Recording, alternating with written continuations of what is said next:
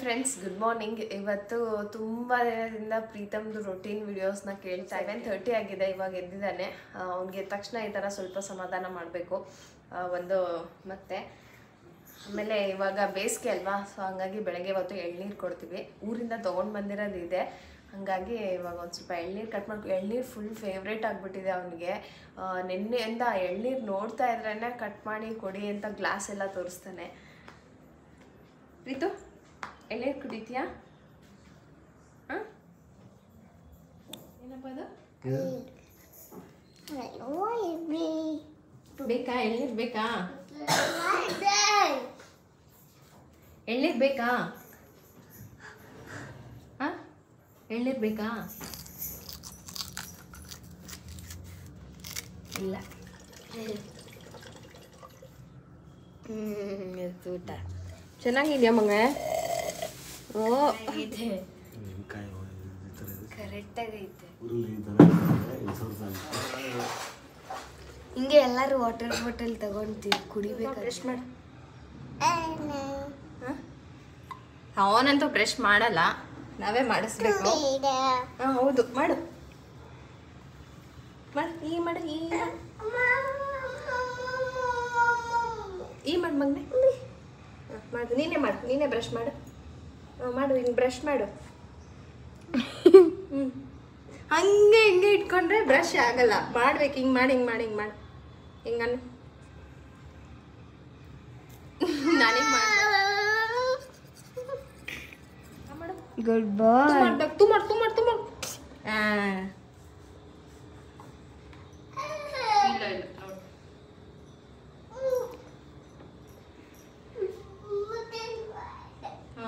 Preetham ready ready. Preetham hi fi hi fi hi fi ಮಾಡು. ಬಾ ಬಾ. ರೆಡಿನಾ Preetham? Hi fi hi fi. ಇವಾಗ ಫ್ರೆಶ್ ಅಪ್ ಆಗಿಬಿಟ್ಟು ಕುತ್ಕೊಂಡು ಟಿ ವಿ ನೋಡ್ತಾ ಇದ್ದಾರೆ, ಅಂದರೆ ದೇವ್ರ ಸಾಂಗ್ಸ್ ಎಲ್ಲ ಕೇಳ್ತಾ ಇರ್ತಾರೆ. ಹಾಗೆ ಇವಾಗ ಒಂದು ಗ್ಲಾಸ್ ಹಾಲು ಕೊಡ್ತೀನಿ. ಪ್ರೀತಮ್ದು ಫುಡ್ ರೊಟೀನ್ ತೋರಿಸಿ ಅಂತ ತುಂಬ ಜನ ಕೇಳ್ತಾ ಇದ್ರಿ ಅಲ್ವಾ. ನಾನು ಮೀನಾಗಿ ಒಂದು ಹೇಳ್ತೀನಿ, 2 ವರ್ಷ ಆಗಿದೆ ಅವನಿಗೆ. ಸೊ ಇವಾಗಲೂ ಅವನಿಗೆ ಸಪ್ರೇಟಾಗಿ ಯಾವಾಗಾದರೂ ಮಾಡಿಕೊಡ್ತಾ ಇರ್ತೀನಿ ಹೊರತು ಎವ್ರಿ ಡೇ ನಾವೇನು ತಿಂತೀವಲ್ಲ ಅದನ್ನೇ ಅವ್ನಿಗೂ ಟ್ರೈ ಮಾಡಿಸ್ತೀನಿ. ಸೊ ಇನ್ಮೇಲೆ ಅವನು ನಾರ್ಮಲಾಗಿ ನಮ್ಮ ಜೊತೆನೇ ಎಲ್ಲ ಊಟನೂ ಮಾಡಬೇಕು. ಬಟ್ ಕೆಲವೊಂದು ಸರಿ ಸ್ನ್ಯಾಕ್ಸ್ ಅಂತ ಬಂದಾಗ ಅಥವಾ ಎಕ್ಸ್ಟ್ರಾ ಫುಡ್ ಅಂತಂದರೆ ನಾವು ತಿನ್ನೋ ಥರನೇ ಊಟ ಅವನ್ನೆಲ್ಲ ತಿನ್ನಲ್ಲ ಅಷ್ಟೇ. ಅದಕ್ಕೋಸ್ಕರ ಬರೀ ಇವ್ರಿಗೋಸ್ಕರ ಅಂತಲೇ ಸಪ್ರೇಟ್ ಜಾಸ್ತಿ ಮಾಡೋಕ್ಕೆ ಹೋಗಬೇಡಿ. 2 ವರ್ಷ ಆದಮೇಲೆ ಎಲ್ಲ ಊಟದಲ್ಲೂ ಇನ್ವಾಲ್ವ್ ಮಾಡಿಕೊಂಡು ಅದೊಂದು ಸ್ವಲ್ಪ ಹಾಗೆ ಅಭ್ಯಾಸ ಮಾಡಿಸ್ಬೇಕು. ಬಟ್ ಇವತ್ತು ನಾನು ವ್ಲಾಗ್ ಮಾಡ್ತಾ ಇರೋದ್ರಿಂದ ಕೆಲವೊಂದಿಷ್ಟು ರೆಸಿಪೀಸ್ ನಾನು ಅವನಿಗೆ ಟ್ರೈ ಮಾಡಿರೋ ಕೆಲವೊಂದಿಷ್ಟು ರೆಸಿಪೀಸ್ನ ಕೂಡ ಸೇರಿಸ್ಕೊತೀನಿ. ಇವತ್ತು ಬ್ರೇಕ್ಫಾಸ್ಟ್ಗೆ ವಾಂಗಿಬಾತ್ ಮಾಡೋಣ ಅಂತ ಹೇಳ್ಬಿಟ್ಟು ವಾಂಗಿಬಾತ್ ರೆಸಿಪಿ ಮಾಡ್ತಾ ಇದ್ದೆ. ಅಂದರೆ ನಮಗೆ ಪ್ರೀತಮ್ಗೆ ಓಟ್ಸ್ದು ರೆಸಿಪಿ ಮಾಡ್ತಾ ಇದ್ದೀನಿ. ಸ್ವಲ್ಪ ಓಟ್ಸ್ ಹಾಕ್ಬಿಟ್ಟು ಒಂದು ಸ್ವಲ್ಪ ಫ್ರೈ ಮಾಡಿಕೊಂಡು ಅದಕ್ಕೆ ಹಾಲು ಹಾಕ್ಕೊಂಡಿದ್ದೀನಿ. ಸಣ್ಣದಾಗಿ ಸಿಪ್ಪೆ ಎಲ್ಲ ತೆಗೆದುಬಿಟ್ಟು ಕಟ್ ಮಾಡಿಟ್ಟಿದ್ದಂಥ ಆ್ಯಪಲ್ಲು, ಸ್ವಲ್ಪ ಸಕ್ಕರೆ ಹಾಕ್ಕೊಂಡಿದ್ದೀನಿ, ಬೆಲ್ಲ ಕೂಡ ಹಾಕ್ಕೋಬೋದು, ನೀರು ಕೂಡ ಹಾಕ್ಕೋತೀನಿ. ಓಟ್ಸ್ ಗಟ್ಟಿ ಆಗ್ತಾ ಇರುತ್ತೆ ಹಾಲಲ್ಲಿ ಕುದೀತಾ ಪ್ರೀತಮ್ಗೆ ಪ್ರಗತಿಗೆ ಅಂತ ಹೇಳ್ಬಿಟ್ಟು, ಪ್ರಗತಿಗೆ ಸ್ವಲ್ಪ ಸ್ವೀಟ್ ಅಲ್ವಾ ಅದು ಸೈಡ್ಗಿರಲಿ ಅಂತ ಹೇಳ್ಬಿಟ್ಟು ಪ್ರಗತಿಗೆ ಸ್ವಲ್ಪ ಕೊಟ್ಟೆ. ಇಬ್ರಿಗೂ ಒಂದೊಂದು ಮೊಟ್ಟೆ ಬಾಯ್ಲ್ ಮಾಡಿದ್ದೆ. ಇಷ್ಟು ಬ್ರೇಕ್ಫಾಸ್ಟ್ಗೆ ಇವತ್ತು ಪ್ರೀತಮ್ಗೆ ಮತ್ತು ಪ್ರಗತಿಗೆ ಮಾಡಿಕೊಟ್ಟೆ. ಪ್ರೀತಮ್ಗೆ ತುಂಬ ಇಷ್ಟ ಆಗುತ್ತೆ.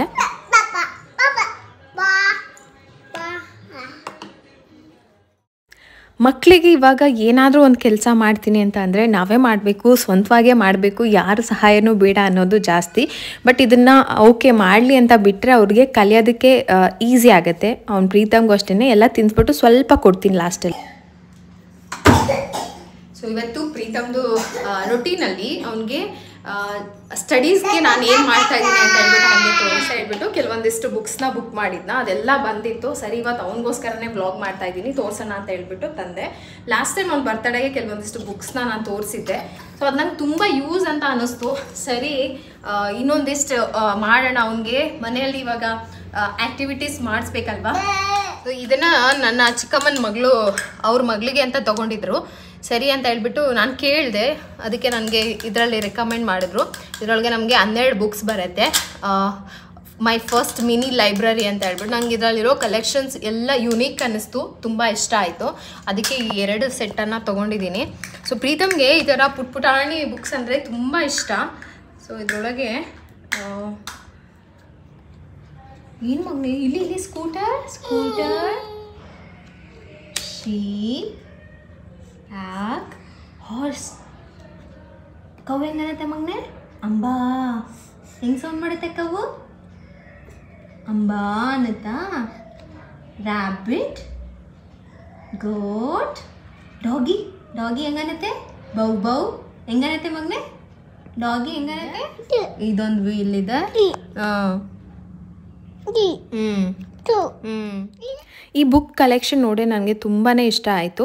ಅವರ ವೆಬ್ಸೈಟಲ್ಲಿ ಇನ್ನೂ ಅನೇಕ ರೀತಿಯಾದಂತಹ ಪುಸ್ತಕಗಳಿದ್ದಾವೆ, ಮಕ್ಕಳಿಗೆ ಉಪಯೋಗ ಆಗುವಂಥದ್ದು, ಚಿಕ್ಕ ಮಕ್ಕಳಿಂದ ಹಿಡಿದು.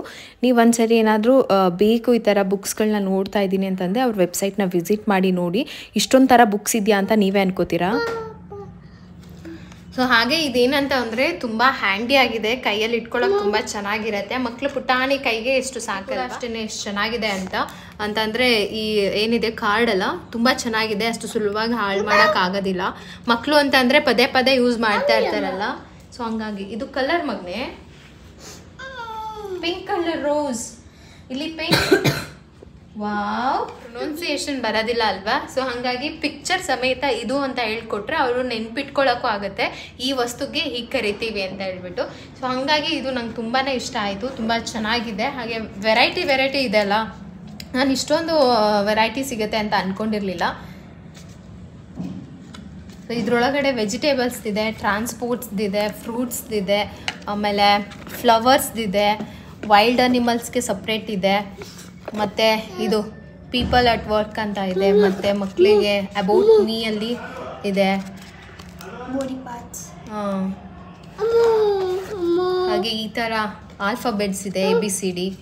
ಸೊ ಇದೆಲ್ಲ ತುಂಬ ಯೂಸ್ ಆಗುತ್ತೆ. ಆಮೇಲೆ ಪಿಕ್ಚರು ಅಷ್ಟೇ ಏನು ಕ್ಲಾರಿಟಿ ಆಗಿದೆ, ಚೆನ್ನಾಗಿದೆ, ನೋಡೋದಕ್ಕೆ ತುಂಬ ಅಟ್ರಾಕ್ಟಿವ್ ಆಗಿದೆ ಅಲ್ಲ.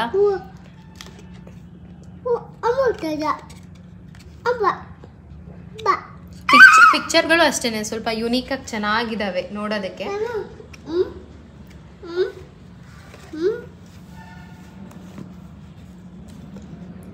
ಅದ್ರ ಜೊತೆಗೆ ಕೆಲವೊಂದಿಷ್ಟು ಬುಕ್ಸನ್ನು ತರಿಸಿದ್ದೀನಿ. ಪ್ರೀತಮ್ಗೆ ರೈಟಿಂಗ್ ತುಂಬ ಇಷ್ಟ, ಎನಿ ಟೈಮ್ ಬರಿತಾನೆ ಇರ್ತಾನಲ್ವಾ.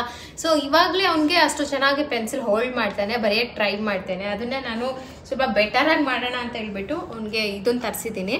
ಸೊ ಇದು ಏನು ಅಂತ ಅಂದರೆ ಸ್ವಲ್ಪ 3 years ಆದಮೇಲೆ ಓಕೆ, ಇದೆಲ್ಲ 3 to 5 years ಇದೆ. ಸೊ ಇದನ್ನ ಆಮೇಲೆ ಯೂಸ್ ಮಾಡ್ಕೋಬೋದು, ಬಟ್ ಇದು 2 to 4 years ಇದೆ. ಸೊ ಇದರೊಳಗೆ ಬರ್ಸೋಣ ಅಂತ ಅಂದ್ಕೊಂಡಿದ್ದೀನಿ. ಸೊ ಪೆನ್ಸಿಲ್ನ ಯಾವ ಏಜಿಂದ ಯಾವ ಥರ ಹೋಲ್ಡ್ ಮಾಡ್ತಾರೆ ಅಂತ ಕೊಟ್ಟಿದ್ದಾರೆ ನೋಡಿ. ಸೊ ನನ್ನ ಮಗ ಈಗ ಆಲ್ಮೋಸ್ಟ್ ಈ ಥರ ಹೋಲ್ಡ್ ಮಾಡ್ತಾನೆ, ಕರೆಕ್ಟಾಗಿ 2 yearsಗೆ ಈ ಥರ ಹೋಲ್ಡ್ ಮಾಡ್ತಾನೆ. ಸೊ ಈ ಥರ ಸರ್ಕಲ್ ಎಲ್ಲ ಕೊಟ್ಟಿರ್ತಾರಲ್ಲ, ಸುಮ್ಮನೆ ಹಿಂಗೆ ಗೀಚ್ತಾ ಇರ್ತಾನೆ. ನಾವು ಈ ಥರ ಟ್ರೈ ಮಾಡೋದು ಹೇಳ್ಕೊಟ್ರೆ ಬಹುಶಃ ಅವ್ನಿಗೆ ಇವಾಗಲಿಂದಲೇ ರೈಟಿಂಗು ತುಂಬ ಚೆನ್ನಾಗಾಗತ್ತೆ, ರೈಟಿಂಗ್ ಸ್ಕಿಲ್ ಚೆನ್ನಾಗಿ ಬರುತ್ತೆ ಅಂತ 1 2 3 ಎಲ್ಲ ಕೊಟ್ಟಿದ್ದಾರೆ. ಸೊ ಈ ಥರ ಇದೆ, ಹೆಂಗೆ ಜಾಯಿನ್ ಮಾಡಬೇಕು ಅಂತ ಹೇಳ್ಬಿಟ್ಟು. ಸೊ ಇದನ್ನು ನಾನು ಇನ್ನೂ ಸ್ವಲ್ಪ ದಿನ ಆದಮೇಲೆ ಪ್ರಾಕ್ಟೀಸ್ ಮಾಡಿಸೋಣ ಅಂತ ಹೇಳಿ ತರಿಸಿದ್ದೀನಿ, ನೋಡೋಣ. ಸೊ ತುಂಬ ಹೆಲ್ಪ್ ಆಗುತ್ತೆ ಅಂತಂದರೆ ಸ್ಕೂಲ್ಗೆ ಹೋಗೋಕ್ಕೂ ಮುಂಚೆಗೇ ಮನೇಲಿ ಏನಾದರೂ ಹೇಳ್ಕೊಡೋದಕ್ಕೆ ತುಂಬ ಚೆನ್ನಾಗಿದೆ ಅಂತ ಅನ್ನಿಸ್ತು. ಸೊ ಅದಕ್ಕೆ ಇದು ಒಂದು ರೈಟಿಂಗಿಗೆ ಅಂತಲೇ ತರಿಸಿದ್ದೀನಿ. ಅಕಸ್ಮಾತ್ ಚೆನ್ನಾಗಿ ಓಕೆ ಅವ್ನು ಅರ್ಥ ಮಾಡ್ಕೊಂಡು ಇದ್ರಲ್ಲಿ ಬರೀತೀನಿ ಅಂತ ಅಂದರೆ ಗೋಡೆ ಮೇಲೆ ಬರೆಯೋದು ತಪ್ಪುತ್ತಲ್ಲ. ಸೊ ಅದ್ರ ಜೊತೆಗೆ ಸ್ವಲ್ಪ ಅವನಿಗೆ ಇಂಗ್ಲೀಷ್ ಇಂಪ್ರೂವ್ ಆಗುತ್ತಲ್ಲ, ಸೊ ಅದಕ್ಕೆ ನಾನು ಈ ಥರ ಸ್ಟೋರಿ ಬುಕ್ಸ್ ಕೂಡ ತರಿಸ್ದೆ. ಸೊ ಇದರೊಳಗೆ ಅನಿಮಲ್ಸ್ದು ಸ್ಟೋರಿ ಇದೆ ವಿತ್ ಪಿಕ್ಚರ್ ಇರೋದ್ರಿಂದ ನಾನು ಹೇಳಿದ್ರೆ ಅವನಿಗೆ ಇಮ್ಯಾಜಿನೇಷನಲ್ಲಿ ಅರ್ಥ ಮಾಡ್ಕೊಳ್ಳೋ ಇದಿದೆ. ಎಷ್ಟು ಇದೆ ನೋಡಿ. ಸೊ ಇದಿಷ್ಟು ಬುಕ್ಸ್, ಸ್ಟೋರಿ ಬುಕ್ಸ್, ಡೈಲಿ ಒಂದೊಂದು ಅನಿಮಲ್ ಬಗ್ಗೆ ಸ್ಟೋರಿ ಹೇಳ್ಬೋದು. ಸೊ ಇದ್ರೊಳಗೆ ನೋಡೋದಾದರೆ ಮಕ್ಕಳಿಗೆ ನಾವು ಏನು ಹೇಳ್ತೀವಲ್ಲ ಆ ಇಮ್ಯಾಜಿನೇಷನ್ ತುಂಬ ಚೆನ್ನಾಗಿ ಬರುತ್ತೆ, ಅಷ್ಟು ದೊಡ್ಡ ಪಿಕ್ಚರ್ ಇದೆ. ಸೊ ನಾವು ಸ್ಮಾಲ್ ಸ್ಟೋರೀಸ್ ಹೇಳ್ತಾ ಇದ್ರೆ ಅವ್ರಿಗೆ ಕೇಳೋಕ್ಕೆ ಇಂಟ್ರೆಸ್ಟ್ ಇರುತ್ತೆ.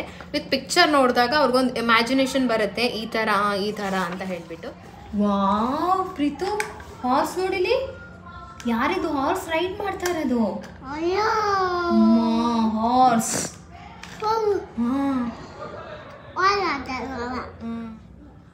ಇದಿಷ್ಟು ಬುಕ್ಸನ್ನು ನಾನು ಓಸ್ವಾಲ್ ಬುಕ್ ಸ್ಟೋರಿಂದ ತರಿಸಿದ್ದು. ಸೊ ನಿಮ್ಗೆ ಬೇಕಂತ ಅಂದರೆ ನಾನು ಡಿಸ್ಕ್ರಿಪ್ಷನಲ್ಲಿ ಅದರ ಲಿಂಕ್ ಹಾಕಿರ್ತೀನಿ. ನನಗೆ ನನ್ನ ಸಿಸ್ಟರ್ ತೊಗೊಂಡ್ರು, ಅದನ್ನ ನೋಡಿ ನನಗೂ ಇಷ್ಟ ಆಯಿತು, ನೋಡೋಣ ಹೇಗಿದೆ ಅಂತ ಹೇಳ್ಬಿಟ್ಟು ತರಿಸ್ದೆ. ನಿಜವಾಗ್ಲೂ ತುಂಬ ಚೆನ್ನಾಗಿದೆ. ಬಾ ಬಾ ಬಾ ಬಾ ಕೆಳಗಡೆ ಬಂಗಿ ಬರ್ಕೊಂಬ. ಬಾ.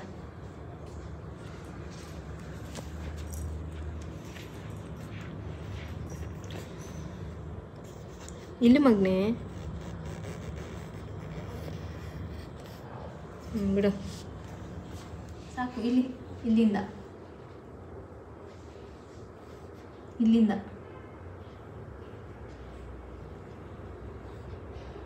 ಸ್ಟ್ರೈಟಾಗಿ ಬರಿಬೇಕು. ಅಷ್ಟೇ ಇಟ್ಕೋ.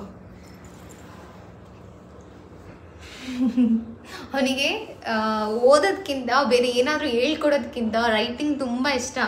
ಯಾವಾಗ ಹೇಳಿದ್ರು ಬರಿತಾ ಇರೋ ಅಂದರೆ ಬರಿತಾ ಇರ್ತಾನೆ. ಸೊ ಅಷ್ಟು ಇಷ್ಟ ಅವನಿಗೆ ರೈಟಿಂಗ್ ಅಂತ ಅಂದರೆ. ನಿಮ್ಮ ಮಕ್ಳಿಗೆ ಯಾರಾದರೂ ಈಗ ಒಂದು 2 ವರ್ಷದ ಮಕ್ಕಳಿದ್ದಾರೆ ಅಂತಂದರೆ 2 ಇಯರ್ಸಿಂದಾನೇ ಈ ಥರ ಬುಕ್ಸ್ನೆಲ್ಲ ತರಿಸ್ಕೊಂಡ್ರೆ ಅವ್ರಿಗೆ ಓದೋದಕ್ಕೆ ತುಂಬ ಹೆಲ್ಪ್ ಆಗುತ್ತೆ. ಸೊ ನಾನು ಲಿಂಕ್ ಹಾಕಿರ್ತೀನಿ, ಬೇಕಂತಂದರೆ ನೀವು ತೊಗೊಬೋದು. ಆಟ ಊಟ ಪಾಠ ಎಲ್ಲ ಆಯಿತು. ಇವಾಗ ಚೆನ್ನಾಗಿ ನಿದ್ದೆ ಮಾಡ್ತಾಯಿದ್ದಾನೆ. ಒಂದು 12 ಗಂಟೆ ಅಷ್ಟೊತ್ತಿಗೆಲ್ಲ ಮಲಗಿಬಿಡ್ತಾನೆ. ಅವ್ನ ಟೈಮಿಂಗ್ಸ್ ಅದು ನಿದ್ದೆ ಮಾಡೋ ಟೈಮಿಂಗ್ಸು. ಮಲಗಿಸ್ಬಿಟ್ಟು ಬಂದು ನನ್ನ ಮಗಳಿಗೆ ಸ್ವಿಮ್ಮಿಂಗ್ ಪೂಲ್ ಅಂತ ಹೆಸರು ಹೇಳ್ಬಿಟ್ರೆ ಸಾಕು, ಆಗಲೇ ಒಂದು 3 ದಿನದಿಂದ ನಾನು ಸ್ವಿಮ್ಮಿಂಗ್ ಪೂಲ್ಗೆ ಹೋಗ್ತೀನಿ ಅಂತ. ಸರಿ ಇವತ್ತು ಹೋಗಿವಂತೆ ಅಂತ ಹೇಳಿದ್ನ, ಅದಕ್ಕೆ ಟೈಮಿಂಗ್ಸ್ ಬರಲ್ಲ ಅಂತ ಹೇಳ್ಬಿಟ್ಟು 3:30 4:30 ಅವ್ನು ಮಲಗಿದ್ದಾನೆ. ಅವ್ನು ಎದ್ದು ಅವ್ನಿಗೆ ಊಟ ಮಾಡಿಸಿ ಕರ್ಕೊಂಡು ಹೋಗೋಷ್ಟರೊಳಗೆ ಲೇಟ್ ಆಗಿಬಿಡುತ್ತಲ್ವ. ಸೊ ಅದಕ್ಕೆ 3:30 4:30ವರೆಗೂ ಬರಲ್ಲ ಅಂತ. ಸ್ವಲ್ಪ ಬಿಸಿಲಿದಾಗ ಹೋದ್ರೇ ಚೆಂದ ಅಲ್ವಾ. ಈವ್ನಿಂಗ್ ಆಗ್ತಾ ಅದು ಒಂದು ಸ್ವಲ್ಪ ತಣ್ಣಗಿರುತ್ತೆ ನೀರು ಸಿಕ್ಕಾಬಿಟ್ಟೆ. ಸೊ ಅದಕ್ಕೆ ಪ್ರೀತಮ್ ಎದ್ದೇಳೋಷ್ಟರೊಳಗೆ ಅವ್ನಿಗೆ ಅಡುಗೆ ಮಾಡೋಣ ಅಂತ ಅಂದ್ಕೊಂಡು ಪಾಲಕ್ ಸೊಪ್ಪೆಲ್ಲ ಕ್ಲೀನ್ ಮಾಡಿ ಇಟ್ಕೊಂಡಿದ್ದೀನಿ. ಪ್ರಗತಿ ಮತ್ತು ಪ್ರೀತಮ್ಗೋಸ್ಕರ ಒಂದು ರೆಸಿಪಿಯನ್ನು ತೋರಿಸ್ತಾ ಇದ್ದೀನಿ. ನಾವು ತಿನ್ಬೋದು, ಇದು ನಮಗೆ ಬ್ರೇಕ್ಫಾಸ್ಟಿಗೆ ಕೂಡ ಮಾಡ್ಕೋಬಹುದು. ಬಟ್ ಇವತ್ತು ನಾನು ಈ ರೆಸಿಪಿಯನ್ನು ತೋರಿಸೋಣ ಅಂತ ಅಂದ್ಕೊಂಡಿದ್ದೀನಿ. ಪಾಲಕ್ ಸೊಪ್ಪಿದ್ರೆ ಕ್ವಿಕ್ಕಾಗಿ ಆಗುತ್ತೆ, ಟೇಸ್ಟಿಯಾಗಿರುತ್ತೆ, ಮಕ್ಳಿಗೆ ಇಷ್ಟ ಆಗುತ್ತೆ. ಈ ರೆಸಿಪಿ ಕೂಡ ಟ್ರೈ ಮಾಡಿ ನಿಮ್ಮ ಮಕ್ಳಿಗೆ ಕೊಡಿ, ಓಕೆನಾ. ಇದನ್ನು ರೆಡಿ ಮಾಡ್ಕೊಂಡು ಬಿಡ್ತೀನಿ. ಅವ್ನು ಎದ್ದ ತಕ್ಷಣ ಮಾಡೋಕ್ಕಾಗಲ್ಲ, ಎದ್ದೇಳಕ್ಕೆ ಮುಂಚೆಗೇ ಏನಾದರೂ ರೆಡಿ ಇದ್ದರೆ ಅವ್ನಿಗೆ ಎದ್ದ ತಕ್ಷಣ ಊಟ ಮಾಡ್ತಾನೆ. ಸೊ ಅದೊಂಥರ ಅಭ್ಯಾಸ ಅವ್ನಿಗೆ. ಹಸ್ಕೊಂಡು ಮಲಗಿರ್ತಾನಲ್ಲ, ತುಂಬ ಹೊತ್ತು ಗ್ಯಾಪ್ ಆಗಿರುತ್ತೆ. ಎದ್ದ ತಕ್ಷಣ ಏನಾದರೂ ಕೊಟ್ಟರೆ ತಿನ್ಬಿಡ್ತಾನೆ. ಸ್ವಲ್ಪ ಹೊತ್ತು ಬಿಟ್ಟಾದ್ಮೇಲೆ ಕೊಡೋಕೆ ಹೋದ್ರೆ ಅವ್ನು ತಿನ್ನೋಕೆ ಇಂಟ್ರೆಸ್ಟ್ ಇರೋದಿಲ್ಲ. ಅದು ಏನಂತ ನನಗೂ ಗೊತ್ತಿಲ್ಲ. ಬೆಳಗ್ಗೆನೂ ಅಷ್ಟೇ, ಅವನು ಎದ್ದ ತಕ್ಷಣ ಒಂದು ಗ್ಲಾಸ್ ಹಾಲು ಕೊಟ್ಟರೆ ಕುಡಿತಾನೆ, ಅಥವಾ ಏನಾದರೂ ಕೊಟ್ಟರೆ ಕುಡಿತಾನೆ. ಅದು ಎದ್ದ ತಕ್ಷಣ ಕೊಡ್ದಲೆ ಒಂದು ಸ್ವಲ್ಪ ಹೊತ್ತು ಗ್ಯಾಪ್ ಕೊಟ್ಬಿಟ್ಟು ಕೊಡೋಕೆ ಹೋದರೆ ಅವ್ನಿಗೆ ಅದು ತಿನ್ನಲ್ಲ ಅಂತ ಹೇಳ್ತಾನೆ. ಅದು ಅಭ್ಯಾಸನೋ ಅಥವಾ ಅವನೇ ಹಂಗೋ ಗೊತ್ತಿಲ್ಲ ನನಗೆ. ಸೊ ಬನ್ನಿ ಇವಾಗ ರೆಸಿಪಿ ನೋಡಿ. ಹಾಗೆ ಈ ಪಾಲಕ್ ರೆಸಿಪಿ ಮಾಡೋದಕ್ಕೆ ಸ್ವಲ್ಪ ಟೊಮೊಟೊ ಈರುಳ್ಳಿಯನ್ನು ತುಂಬಾ ಫೈನ್ ಚಾಪ್ ಮಾಡ್ಕೋಬೇಕು. ಅದಕ್ಕೆ ನಾನಿಲ್ಲಿ ಅಗಾರ್ ಅವರ ಎಲೆಕ್ಟ್ರಿಕ್ ಚಾಪರ್ನ ಯೂಸ್ ಮಾಡ್ತಾ ಇದ್ದೀನಿ. ಈ ಪ್ರಾಡಕ್ಟ್ ಬಗ್ಗೆ ಡೀಟೇಲಾಗಿ ಆಲ್ರೆಡಿ ವಿಡಿಯೋ ಮಾಡಿದ್ದೀನಿ. ಇದು ನನಗೆ ಡೈಲಿ ಕುಕ್ಕಿಂಗಲ್ಲಿ ತುಂಬ ಸಹಾಯ ಆಗಿದೆ. ಬೇಕಂತಂದರೆ ಇದರ ಲಿಂಕ್ ಕೂಡ ಹಾಕಿರ್ತೀನಿ, ನೀವು ತೊಗೋಬೋದು. ಪಾಲಕ್ ಸೊಪ್ಪನ್ನು ಕೂಡ ಸ್ವಲ್ಪ ಚೆನ್ನಾಗೇ ಚಾಪ್ ಮಾಡಬೇಕು. ದೋಸೆ ಥರ ಹಾಕ್ತೀನಲ್ಲ ಅದಕ್ಕೋಸ್ಕರ. ಅದಕ್ಕೆ ಈರುಳ್ಳಿ, ಟೊಮೊಟೊ, ಬೋಂಡದ ಹಸಿಟ್ಟು ಮತ್ತು ಸ್ವಲ್ಪ ರವೆ, ನಾನು ಚಿರೋಟಿ ರವೆ ತೊಗೊಂಡಿದ್ದೀನಿ. ಸಣ್ಣ ರವೆ ತೊಗೊಂಡ್ರೂ ಆಗುತ್ತೆ. 1 ಕಪ್ಪಷ್ಟು ನೀವು ತೊಗೊಂಡ್ರೆ ಹಸಿಟ್ಟು, ಅದಕ್ಕೆ 1/2 ಕಪ್ಪಷ್ಟು ರವೆ, 1/2 ಕಪ್ಪಷ್ಟು ಮೊಸರು, ಸ್ವಲ್ಪ ಖಾರದ ಪುಡಿ, ಅರಿಶಿನ, ಉಪ್ಪು. ಸೊ ರುಚಿಗೆ ಎಷ್ಟು ಬೇಕೋ ಅಷ್ಟನ್ನು ಹಾಕಿ ಸ್ವಲ್ಪನೇ ನೀರು ಹಾಕಿ ಈ ಕನ್ಸಿಸ್ಟೆನ್ಸಿಗೆ ಬ್ಯಾಟರನ್ನು ರೆಡಿ ಮಾಡಿಕೊಂಡು ದೋಸೆ ಥರ ಹಾಕಿ ಅದ್ರ ಮೇಲೆ ಸ್ವಲ್ಪ ಎಣ್ಣೆ ಹಾಕಿ ಮುಚ್ಚಿಬಿಟ್ಟು ಬೇಯಿಸ್ಕೊಂಡ್ರೆ ಕ್ವಿಕ್ಕಾಗಿ. ಮತ್ತು ಇದು ತುಂಬಾ ನ್ಯೂಟ್ರಿಷನ್ ಇರೋ ಅಂಥದ್ದು. ಪಾಲಕ್ ಸೊಪ್ಪಲ್ಲ, ಮಕ್ಳಿಗೆ ಪಾಲಕ್ ಸೊಪ್ಪು ಕೊಡಬೇಕು. ಅವರು ಡೈರೆಕ್ಟಾಗಿ ಬೇರೆ ಏನಾದರೂ ಪಲ್ಯ ಅದು ಇದು ಮಾಡಿದ್ರೆ ತಿನ್ನಲ್ಲ. ಈ ಥರ ಮಾಡಿಕೊಟ್ರೆ ತಿಂದರೆ. ಕರೆಕ್ಟಾಗಿ ಅವ್ನು ಎದ್ದೇಳೋ ಟೈಮ್ ಅಷ್ಟೊತ್ತಿಗೆ ನಾನು ಮಾಡಿ ಮುಗಿಸ್ಕೊಂಡಿದ್ದೆ. ಎದ್ದ ತಕ್ಷಣ ಅವ್ನಿಗೆ ಏನಾದರೂ ಕೊಡಬೇಕಲ್ಲ, ಹಾಗಾಗಿ. ಸೊ ನನ್ನ ಮಗಂದು 1 ರೌಂಡ್ ನಿದ್ದೆ, ಒಂದೇ ಸರಿ ಮಲಗೋದಿನ. ಸಂಜೆ ತನಕ ಇನ್ನು ಮಲಗಲ್ಲ. ಸಂಜೆ ಅಂತ ಅಂದ್ರೆ 11 ಗಂಟೆ ತನಕ ಮಲಗಲ್ಲ ಅವನು. ಸೊ ಅದಕ್ಕೆ ಅವ್ನು ನೋಡಿ ಕರೆಕ್ಟಾಗಿ ಎದ್ದಿದ್ದಾನೆ. ಈಗ ಎದ್ದ ತಕ್ಷಣ ಇದನ್ನು ಕೊಟ್ಬಿಟ್ರೆ ಸ್ವಲ್ಪ ಆರ್ಕೊಳ್ಳಿ. ತುಂಬಾ ಟೇಸ್ಟಿಯಾಗಿರುತ್ತೆ, ಮಕ್ಕಳು ಖಂಡಿತ ಇಷ್ಟಪಡ್ತಾರೆ. ಸ್ವಲ್ಪ ತುಪ್ಪದಲ್ಲಿ ಹೆಜ್ಬಿಟ್ಟು ಕೊಟ್ಟರೆ ಸಖತ್ತಾಗಿರುತ್ತೆ. ಈ ಬೋಂಡ ಮಾಡಿದಾಗ ಟೇಸ್ಟ್ ಬರುತ್ತಲ್ಲ, ಸೇಮ್ ಟೇಸ್ಟ್ ಇರುತ್ತೆ. ಟ್ರೈ ಮಾಡಿ, ನಿಮ್ಮ ಮಕ್ಕಳು ಖಂಡಿತ ಇಷ್ಟಪಡ್ತಾರೆ. ಮತ್ತು ಬೆಳಗ್ಗೆ ಹೊತ್ತೇನಾದರೂ ಲಂಚ್ ಬಾಕ್ಸ್ಗೆ ನಿಮಗೆ ಕ್ವಿಕ್ಕಾಗಿ ಮಾಡಬೇಕು, ಅರ್ಜೆಂಟಾಗಿ ಮಾಡಬೇಕು ಅಂದರೆ ಈ ರೆಸಿಪಿ ಟ್ರೈ ಮಾಡ್ಬೋದು. ಇದಕ್ಕೆ ಚಟ್ನಿ ಮಾಡ್ಕೊಬೋದು, ಅಥವಾ ಮೊಸರಲ್ಲಿ ಹೆಚ್ಕೊಂಡು ತಿನ್ಬೋದು. ನಾನಿವಾಗ ಪ್ರೀತಮ್ಗೆ ತುಪ್ಪದಲ್ಲಿ ಹಾಕ್ಕೊಡ್ತೀನಿ. ಪ್ರಗತಿ ಹೆಂಗಿತ್ತು? ಚೆನ್ನಾಗಿತ್ತು. ಟೇಸ್ಟ್ ಚೆನ್ನಾಗಿತ್ತಾ? ನನ್ನ ಮಗಳಿಗೆ ಪ್ರೀತಮ್ಗೆ ಏನೆಲ್ಲ ರೆಸಿಪಿ ಟ್ರೈ ಮಾಡ್ತೀನಲ್ಲ ಅದೆಲ್ಲ ಪ್ರಗತಿಗೆ ತುಂಬ ಇಷ್ಟ. ಅದಕ್ಕೆ ಇಬ್ರಿಗೆ ಅಂತ ಮಾಡ್ತೀನಿ ನಾನು, ಪ್ರೀತಮ್ಗೆ ಅಂತ ಮಾಡಲ್ಲ, ಇಬ್ರಿಗೆ ಮಾಡ್ತೀನಿ. ಪ್ರೀತಮ್ ಇವತ್ತು ಯಾಕೋ ಫುಲ್ಲು ರಾಂಗ್ ಆಗಿಬಿಟ್ಟಿದ್ದಾನೆ. ಪ್ರೀತಮ್ಗೆ ತುಂಬ ಸರಿ ಕೆಳಗಡೆ ಕೂರಿಸ್ಬಿಟ್ಟು ಚಕ್ಲ ಬಕ್ಲ ಹಾಕಿ ಊಟ ಮಾಡಿಸೋದಕ್ಕೆ ಪ್ರಯತ್ನ ಮಾಡ್ತೀನಿ. ಅವನಿಗೆ ಅದು ಆಗೋದೇ ಇಲ್ಲ, ಕಾಲು ಹಿಡ್ಕೊಂಡೇ ತಿಂತಾನೆ. ಪ್ರೀತಮ್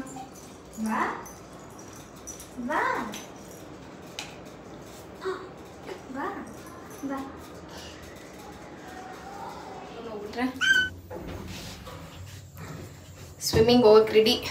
ನೀನು ಸ್ವಿಮ್ ಮಾಡ್ತೀಯಾ? ಮಮ್ಮಮ್ಮ ಮಾಡಲ್ಲಮ್ಮ. ಅಲ್ಲೋಗಿ ನೋಡಿ ಇವಾಗ ಸ್ವಿಮ್ಮಿಂಗ್ ಪೂಲ್ ನೋಡ್ತಿದ್ದಂಗೆ ಫುಲ್ಲು ಪ್ರೀತಮ್ ರಗಡಾಗ್ಬಿಡ್ತಾನೆ.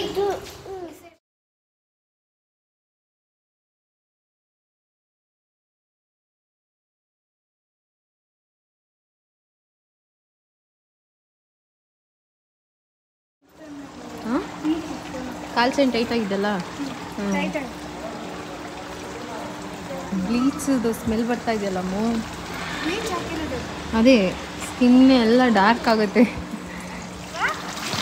ಬಾ ಅಂತ ಕರಿಬೇಡಮ್ಮ, ಆಮೇಲೆ ನನ್ನನ್ನು ಬಿಡ್ರಿ ಅಂತ.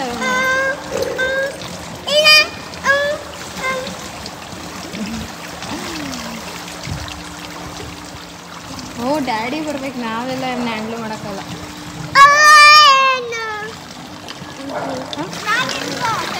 ನಾನು ಬರಲ್ಲ.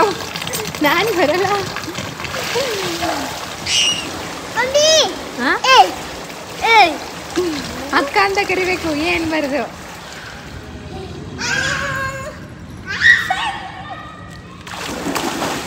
ಏಯ್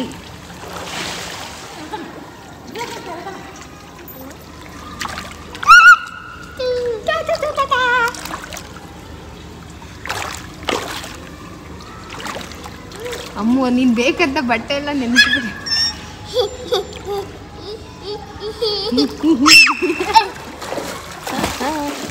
ಈ ಥರ ಚಿಕ್ಕ ಮಕ್ಕಳಿಗೆ ಸ್ವಿಮ್ಮಿಂಗ್ ಪೂಲಲ್ಲಿ ಬಿಡಬೇಕಂತಂದರೆ ಟ್ಯೂಬ್ ಎಲ್ಲ ಬರುತ್ತಲ್ಲ, ಟ್ಯೂಬು ಮತ್ತು ಏನೋ ಸ್ವಿಮ್ಮಿಂಗ್ ಪೂಲ್ ಡೈಪರ್ ಅಂತಲೇ ಬರುತ್ತಂತೆ, ಅದನ್ನು ತೊಗೊಂಡು ಹಾಕಬೇಕು. ಸೊ ಅದು ನೆಕ್ಸ್ಟ್ ಟೈಮ್ ತೊಗೊಂಡು ಬರೋಣ ಅಂತ ಅಂದ್ಕೊಂಡು ತೊಗೊಂಡು ಬರೋದಕ್ಕೆ ಆಗಿಲ್ಲ. ಪ್ರೀತಮ್ಗೆ ಅಲ್ಲಿ ಹೋದ್ಮೇಲೆ ನಾನು ಏನು ಮಾಡಿದ್ರು ಕಂಟ್ರೋಲ್ ಮಾಡೋಕ್ಕೆ ಆಗಲಿಲ್ಲ. ಸರಿ ಆಡ್ಕೊಳ್ಳಿ ಅಂತ ಹೇಳ್ಬಿಟ್ಟು ಬಿಟ್ಟೆ.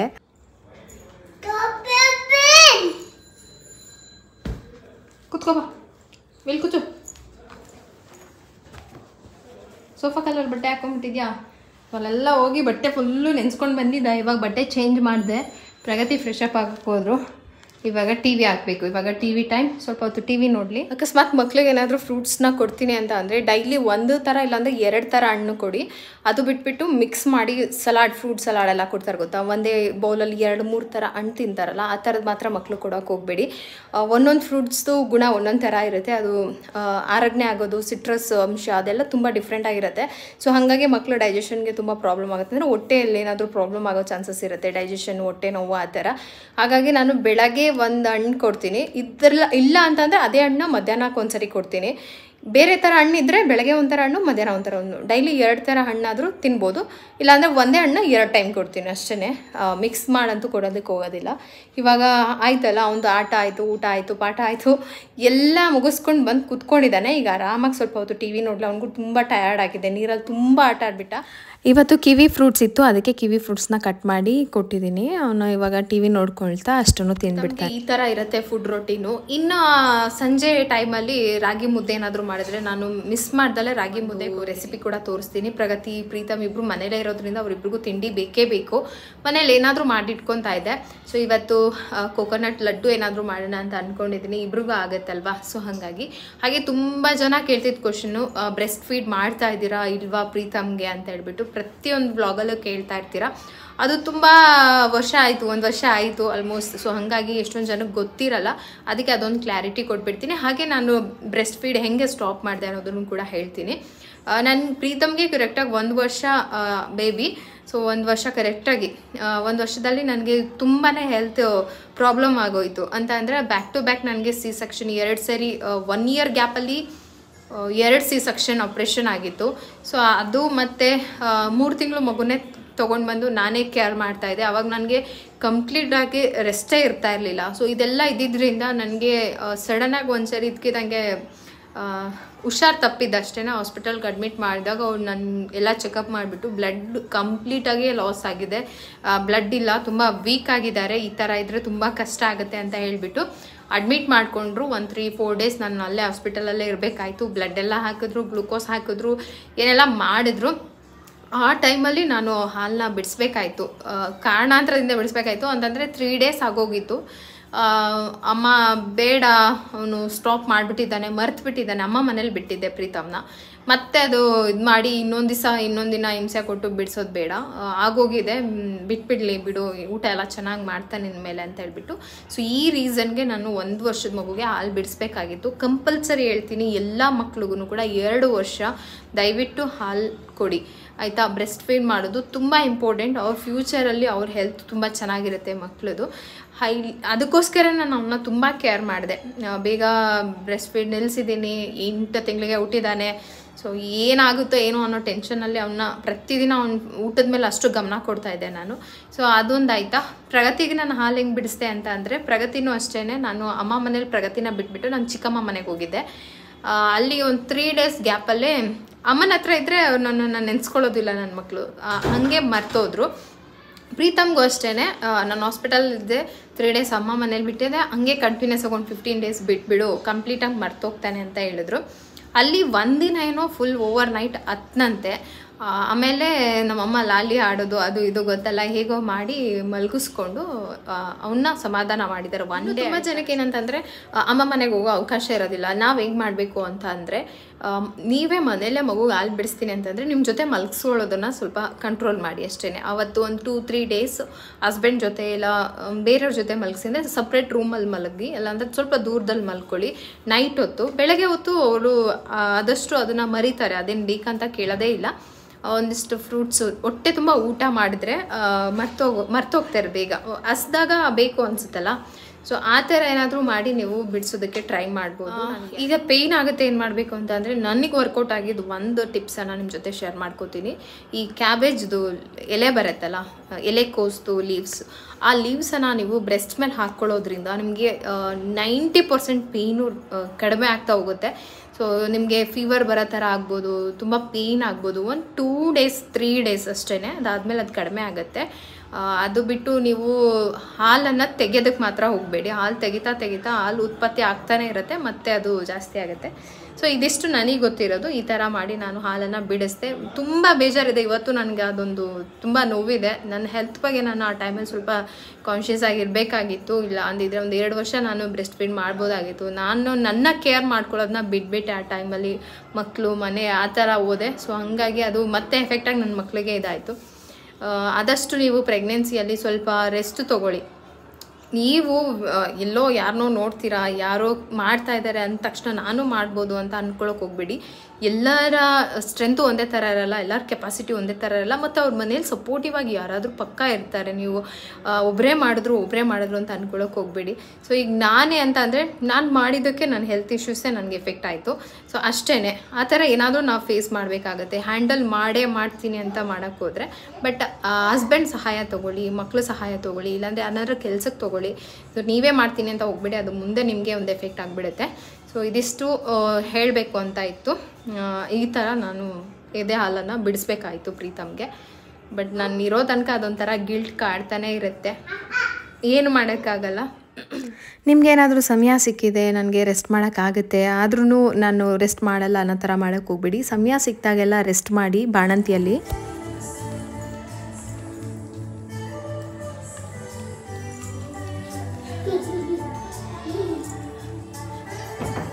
ಎಲ್ಲರೂ ಬೆಳಗ್ಗೆ ಹೊತ್ತು ಸನ್ ಗ್ಲಾಸ್ ಕೂಲಿಂಗ್ ಗ್ಲಾಸ್ ಹಾಕೊಂಡು ಓಡಾಡಿದ್ರೆ, ನನ್ನ ಮನೆಯಲ್ಲಿ ನನ್ನ ಮಗ ನೈಟ್ ಹೊತ್ತು ಗ್ಲಾಸ್ ಹಾಕೊಂಡು ಓಡಾಡೋದನ್ನ ಕಲ್ತ್ಕೊಂಡ್ಬಿಟ್ಟಿದ್ದಾನೆ.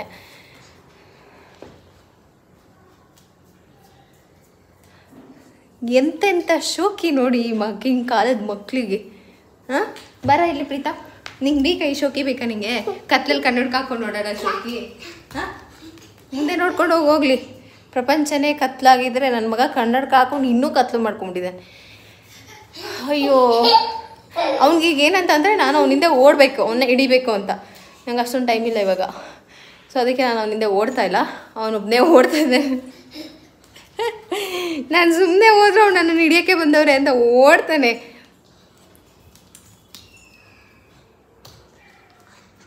ನೋಡಿ, ಇಡೀ ಮನೆ ಸಂಜೆ ತನಕ ಹಿಂಗೆ ಗಿರ ಗಿರ ಗಿರ ಗಿರ ಅಂತ ಸುತ್ತಾ ಇರುತ್ತೆ ಈ ಕಾಲು, ಎಲ್ಲೋ ನಿಲ್ಲಲ್ಲ. ನೀವು ನೋಡಿದಾಗೆ ನಾನು ತುಂಬಾ ಕೇರ್ ಮಾಡಿದ್ರು ನನಗೆ ಈ ಥರ ಆಗಿತ್ತು. ಬಟ್ ಏನು ಮಾಡೋಕ್ಕಾಗಲ್ಲ, ಸಮಯ ಹಂಗಿರುತ್ತೆ. ತೆಂಗಿನಕಾಯಿ ಮೇಲ್ಗಡೆ ಕಪ್ಪಿರುತ್ತಲ್ಲ ಅದನ್ನೆಲ್ಲ ತೆಗೆದುಬಿಟ್ಟು ಈ ಥರ ನುಣ್ಣಗೆ ರುಬ್ಕೊಂಡಿದ್ದೀನಿ. ಗೋಡಂಬಿ ಬಾದಾಮಿನೂ ಕೂಡ ರುಬ್ಕೊಂಡು ಪೌಡರ್ ಮಾಡ್ಕೊತಾ ಇದ್ದೀನಿ. ತೆಂಗಿನಕಾಯಿ ತುರಿಯನ್ನು ಚೆನ್ನಾಗಿ ಫ್ರೈ ಮಾಡಬೇಕು, ಹಸಿ ವಾಸನೆ ಹೋಗೋ ತನಕ ರುಬ್ಬಿರೋ ಪೌಡರ್ ಎಲ್ಲ ಹಾಕ್ಬಿಟ್ಟು ಈ ಥರ ಬೆಲ್ಲ ಹಾಕಿ ಚೆನ್ನಾಗಿ ಮಿಕ್ಸ್ ಮಾಡ್ಕೋಬೇಕು. ಚೆನ್ನಾಗಿರುತ್ತೆ ಗೊತ್ತಾ, ಆ ತೆಂಗಿನಕಾಯಿ ಉರಿತಾ ಇದ್ರೆ ಘಮ ಘಮ ಘಮ ಅಂತ ಇರುತ್ತೆ. ಆಮೇಲೆ ಈ ಕಲ್ಪವೃಕ್ಷ ಮತ್ತೆ ಕಾಮಧೇನು ಈ ಎರಡೂ ವರ್ಡ್ ಕೇಳ್ತಾ ಇದ್ರೇನೆ ನಮ್ಗೊಂಥರ ಖುಷಿ ಆಗತ್ತಲ್ವಾ. ಸೊ ಕಲ್ಪವೃಕ್ಷದಲ್ಲೂ ಅಷ್ಟೇನೆ, ನಾವು ಒಂದು ತೆಂಗಿನಕಾಯಿನ ಎಷ್ಟೆಲ್ಲ ಥರ ಉಪಯೋಗಿಸ್ಕೊಬೋದು. ಅದು ನಮ್ಗೆ ಎಷ್ಟು ಆರೋಗ್ಯಕ್ಕೆ ಒಳ್ಳೆಯದು. ಎಳ್ನೀರಾಗಿ ಕುಡಿತೀವಿ, ತೆಂಗಿನಕಾಯಿ ಹಾಕಿ ತಿಂತೀವಿ, ಕೊಬ್ಬರಿ ಹಾಕಿ ತಿಂತೀವಿ, ಮತ್ತು ತೆಂಗಿನ ಎಣ್ಣೆ ಮಾಡ್ಕೋತೀವಿ. ಅದು ಸಿಪ್ಪೆನೂ ಅಷ್ಟೇ ಅಷ್ಟು ಒಳ್ಳೆ ಗೊಬ್ಬರ ಆಗುತ್ತೆ, ಒಲೆಗೆ ಸೌದೆ ಆಗುತ್ತೆ, ಬೂದಿ ಆಗುತ್ತೆ. ಸೊ ಈ ಥರ ಅದೇ ಥರ ಕಾಮಧೇನು ಕೂಡ ಅಲ್ವಾ, ಹಾಲು, ಮಜ್ಜಿಗೆ, ಮೊಸರು, ತುಪ್ಪ, ಬೆಣ್ಣೆ ಎಷ್ಟೆಲ್ಲ ಉಪಯೋಗ ಇದೆ. ಸೊ ನಿಜವಾಗ್ಲೂ ಒಂಥರ ಖುಷಿ ಅಲ್ಲ ಇವನ್ನೆಲ್ಲ ನೋಡಿದ್ರೆ.